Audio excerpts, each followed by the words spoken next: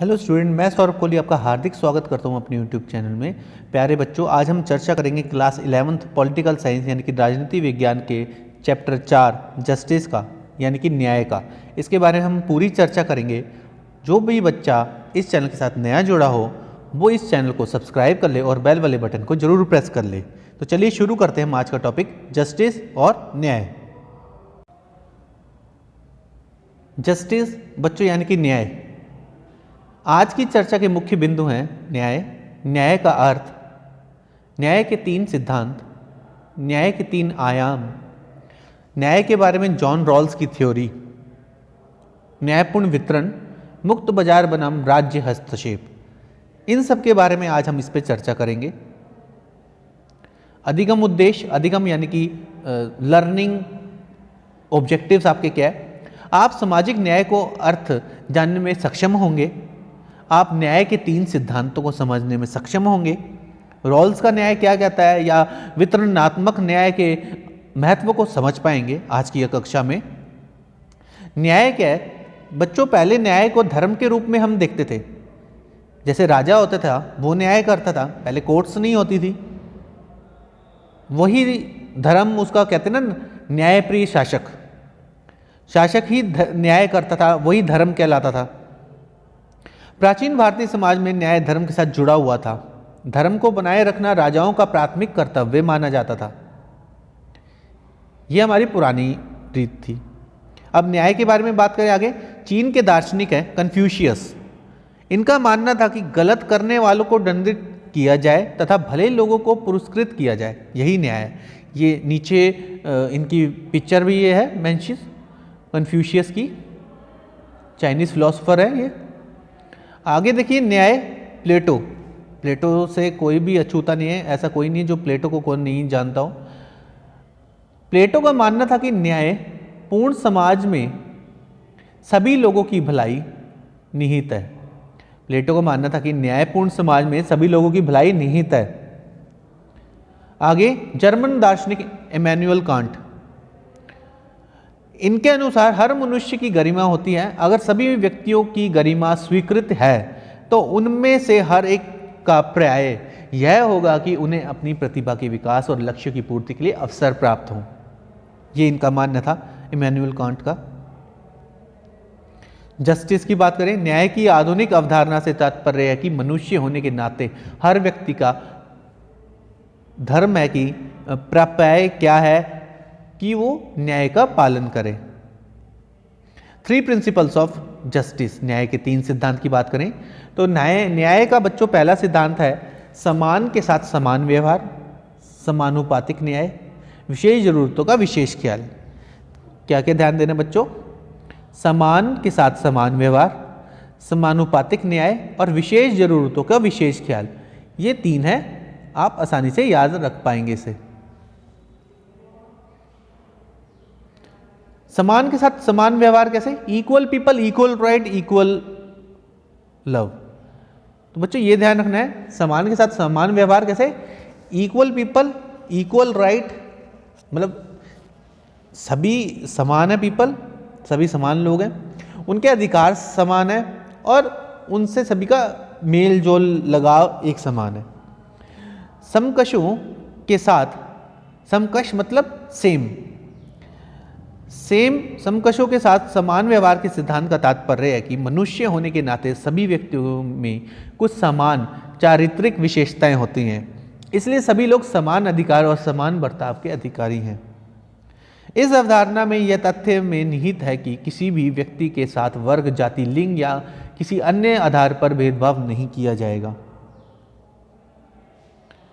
समान के साथ समान व्यवहार, ये हमने अभी चर्चा करी। समान के साथ समान व्यवहार, equal treatment for equal. Equal treatment कैसा होगा?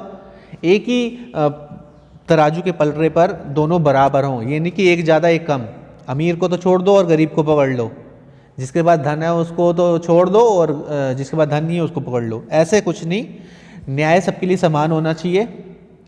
समान अधिकारों के अलावा समान रूपों से व्यवहार करने के सिद्धांत की आवश्यकता होगी।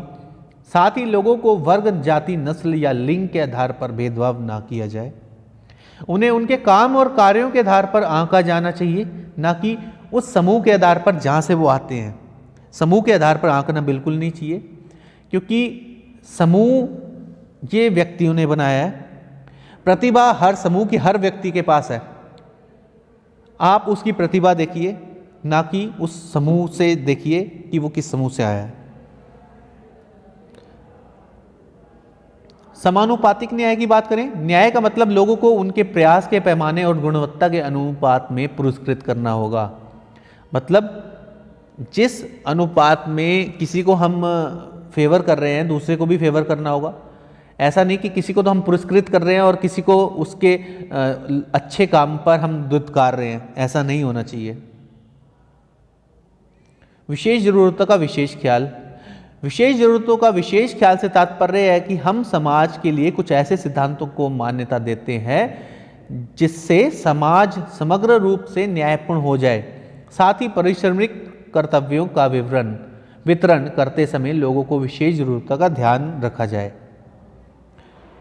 विशेष जरूरतों का विशेष ख्याल सामाजिक न्याय को बढ़ावा देता है। इसका यह मतलब है कि जो कि लोग कुछ महत्वपूर्ण संदर्भों में समान नहीं है, उनके साथ भी विशेष ढंग से बर्ताव किया जाए।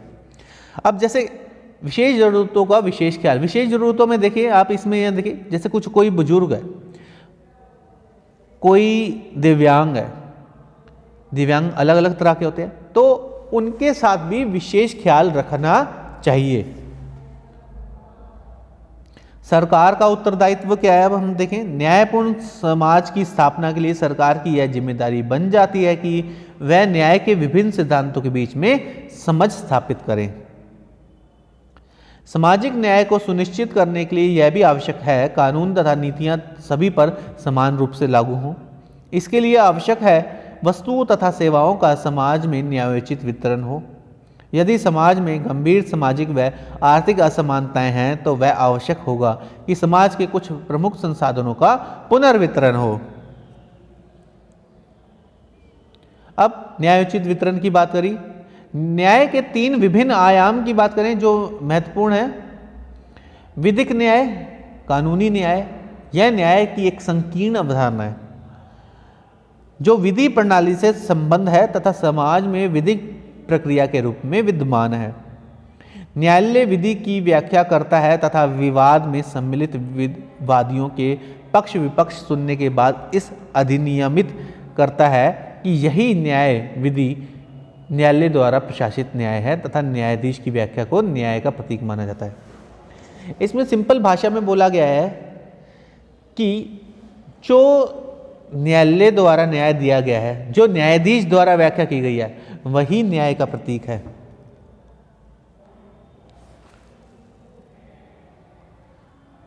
न्याय के 3 विभिन्न आयाम। राजनीतिक न्याय, opportunity for all, vote for all. Vote for all means कि वोट देने का अधिकार सभी को है। राजनीतिक न्याय, किसी भी लोकतांत्रिक समाज में राजनीतिक न्याय का अर्थ है समान राजनीतिक अधिकारों का प्रदान करना। राजनीतिक न्याय राजनीतिक क्षेत्रों में लोगों की स्वतंत्रता तथा निष्पक्ष सहभागिता के लिए सार्वभौमिक यानी कि यूनिवर्सल वयस्क मताधिकार, यूनिवर्सल एडल्ट फ्रेंचाइज राजनीतिक न्याय की अभिव्यक्ति है। सार्वजनिक कार्यालयों में निर्वाचित होने के लिए अवसर की समानता, सभी को समान अवसर दिए जाएंगे अप्लाई करने का। अभिव्यक्ति की स्वतंत्रता एवं संघ बनाने की स्वतंत्रता राजनीतिक न्याय के महत्वपूर्ण स्तंभ है। सामाजिक न्याय में हम देखें पर्सनैलिटी डेवलपमेंट, सोशल सिक्योरिटी। सामाजिक न्याय का अर्थ है सभी प्रकार की सामाजिक विषमताओं को समाप्त करना तथा जीवन के समस्त क्षेत्रों में प्रत्येक नागरिक को उसके व्यक्तित्व के विकास के लिए अवसर सुनिश्चित करना। विधि की समानता प्रदान करना, भेदभाव का निषेध, भेदभाव नहीं होना चाहिए। सामाजिक सुरक्षा की सुनिश्चित तथा राजनीतिक अधिकारों का प्रावधान करना। सामाजिक न्याय की अवधारणा इस विश्वास पर आधारित है कि सभी मनुष्य जन्म से समान हैं तथा उनसे जाति, धर्म, लिंग, वर्ग, स्थान के आधार पर भेदभाव नहीं किया जाना चाहिए। न्याय के 3 विभिन्न आयाम। आर्थिक न्याय का अर्थ है सभी प्रकार से सभी को जीवन यापन के लिए समान अवसर प्रदान करना। इसका आशय ऐसे लोगों की सहायता करने भी है जो कार्य करने तथा अपनी आजीविका अर्जित करने में सक्षम नहीं है। प्रत्येक व्यक्ति की मौलिक आवश्यकताओं जैसे भोजन, वस्त्र तथा शिक्षा की पूर्ति होनी चाहिए।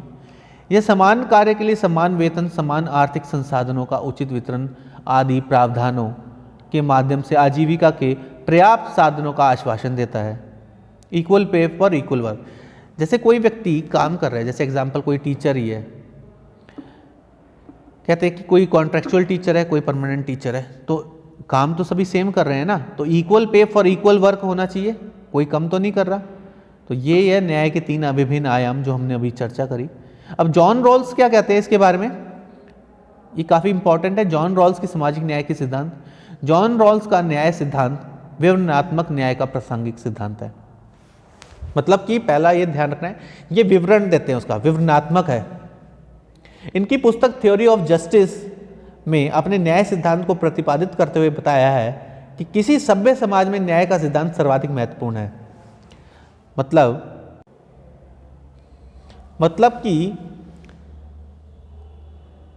किसी सभ्य समाज में क्या कहते हैं ये, इनकी जो पुस्तक है वो ये कहती है, जॉन रॉल्स के न्याय सिद्धांत समझने के लिए आवश्यक है कि बुनियादी समाज के लिए महत्वपूर्ण कारकों को समझा जाए, जिसमें सभी लोग सामाजिक भलाई के बारे में सोच सकेंगे या सामाजिक हित की बात कर सकेंगे। इनका कहना है कि सामाजिक न्याय सामाजिक हित से, सामाजिक भलाई से जोड़ के देखा जाना चाहिए। किसी सभ्य समाज में न्याय का सिद्धांत सर्वाधिक महत्वपूर्ण है। सभ्य समाज में न्याय का सिद्धांत इसलिए महत्वपूर्ण है क्योंकि उससे समाज का हित होता है, लोगों की भलाई होती है। मेन इस पे ये फोकस करते हैं, ये चीज ध्यान रखना बच्चों। थ्योरी ऑफ जस्टिस में जॉन रॉल्स का न्याय का सिद्धांत कहता है कि निष्पक्ष तथा न्याय संगत नियमों तक पहुंचने का एकमात्र रास्ता यह है कि हमको ऐसी परिस्थितियों में होने की कल्पना करें जहां हमें यह निर्णय लेना है कि समाज को कैसे संगठित किया जाए। संगठित होने की बात करते हैं, जबकि हमें यह ज्ञात नहीं है कि समाज में हमारी क्या जगह होगी। हम भविष्य में यह कल्पना नहीं कर पाएंगे कि हम किस परिवार में जन्म लेंगे। इनका यह मानना है कि अगर हम इस समाज की कल्पना करेंगे तो सभी अपने भविष्य का समर्थन करेंगे। वह समाज सभी सदस्यों के लिए अच्छा होगा और अच्छे तथा न्यायपरक समाज की स्थापना खुद ब खुद हो जाएगी। इनका कहना है कि समाज को हमें इकट्ठा करना है, समाज में भलाई की बात करनी है, समाज की सुरक्षा की बात करनी है, समाज को इकट्ठा करके उसकी सुरक्षा, समाज की कल्पना की बात करनी है, भविष्य का समर्थन। भविष्य में कोई भी कहीं भी पैदा हो सकता है, लेकिन न्याय समाज से, समाज के सदस्यों से ही शुरू होता है, ये बात कहते हैं। जॉन रॉल्स ने इस स्थिति को अज्ञानता का आवरण बताया है। ये देखिए, जॉन रॉल्स ओरिजिनल पोजीशन, जब उसको ज्ञान आ जाता है तो उसे पता लग जाता है कि कौन क्या है, अमीर गरीब, ये स्थिति। पहले ओरिजिनल पोजीशन में तो कोई नहीं जानता। जॉन रॉल्स ने इस स्थिति को अज्ञानता का आवरण बताया है। जॉन रॉल्स मानते हैं कि समाज में अपने संभावित स्थान, हैसियत के बारे में पूर्ण अज्ञानता की स्थिति में प्रत्येक व्यक्ति आमतौर पर जैसा सब करते हैं अपने हित को ध्यान में रखकर ही फैसला करेंगे। ये कहते हैं कि जितने भी लोग हैं वो अपने हित को ध्यान में रखकर ही फैसला करेंगे। ऐसा नहीं है कि वो हित को ध्यान में नहीं रखेंगे, क्योंकि कोई भी भविष्य के बारे में नहीं जानता है कि वह कौन, कहाँ, कब, किस लाभ पर होगा। इसलिए हर कोई इस पूरी स्थिति में बचने के लिए अच्छे समाज की कल्पना करेगा जिसमें प्रत्येक व्यक्ति के लिए विशेष अधिकारों का स्थान होगा। न्यायपूर्ण समाज की कल्पना करते समय रॉल्स का यह भी मानना है कि किसी भी व्यक्ति के लिए अपनी पहचान को भूलना बेहद कठिन कार्य होगा। लेकिन रॉल्स यह भी कहते हैं कि अज्ञानता के आवरण वाली स्थिति में लोगों से सामान्य रूप से विवेकशील होने की अपेक्षा की जाती है। मतलब जो गलत चीज़ है आप उसे छोड़ो, आप उसमें अज्ञानता ले लो, आप अपना अच्छा भविष्य देखो।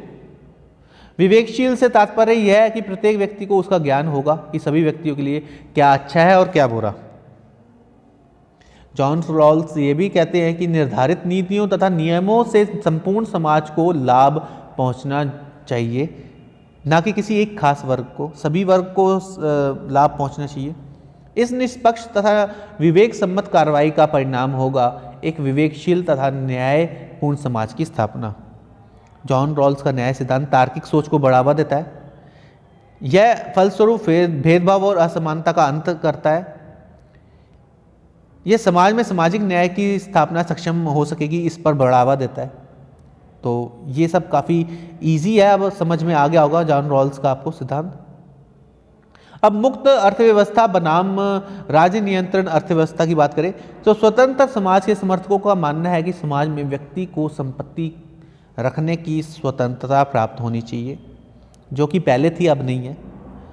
साथ ही अधिकतम लाभ की प्राप्ति के लिए व्यक्ति को प्रतिस्पर्धा के लिए छूट मिलनी चाहिए, योग्य व्यक्ति को इनाम मिलना चाहिए। वहीं राज्य समाज में कानून तथा व्यवस्था को बनाए रखने के लिए कुछ निश्चित मापदंड भी उपयोग में लाए, ताकि समाज में कानून तथा नीतियां बनी रहें तथा समाज में बाधाएं एवं बल प्रयोग की संभावनाएं कम हो सकें। राज्य नियंत्रण व्यवस्था में वस्तु एवं सेवाओं का विभाजन समाज के हित में ध्यान में रख के करना चाहिए, किसको क्या बांटना है किसको क्या नहीं, वो ये सब चीज़ें हित में, समाज के हित में ध्यान रख के करनी चाहिए।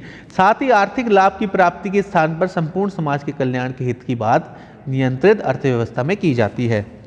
वंचित वर्गों का विशेष ध्यान रखा जाता है तथा राज्य विशेष के संविधान में उनके लिए विशेष संवैधानिक प्रावधानों को भी ध्यान में दिया जाता है। अब हमने आज ये सब चर्चा करी, तो आपके लिए होम असाइनमेंट यानी कि गृह कार्य है कि समान के लिए समान न्याय से आप क्या समझते हैं। इक्वल फॉर इक्वल हमने चर्चा की थी। अनुपातिक न्याय की व्याख्या कीजिए। विशेष जरूरतों का विशेष ख्याल को परिभाषित करना है। सामाजिक न्याय सिर्फ वस्तुओं और सेवाओं के वितरण से संबंधित है, उदाहरणों के साथ बताना है। अध्याय में उल्लिखित न्याय के 3 सिद्धांत का चर्चा करने हैं। प्रत्येक व्यक्ति को उसके न्याय देने का क्या मतलब है, समय के साथ प्रत्येक को बदलने का क्या अर्थ है। तो ये सब चर्चा हमने आज करी। तो आज का हमारा जो वीडियो है यहीं समाप्त होती है। आप इस चैनल के साथ जुड़े रहें, इसे लाइक शेयर एंड सब्सक्राइब करना बिल्कुल ना भूलें। धन्यवाद।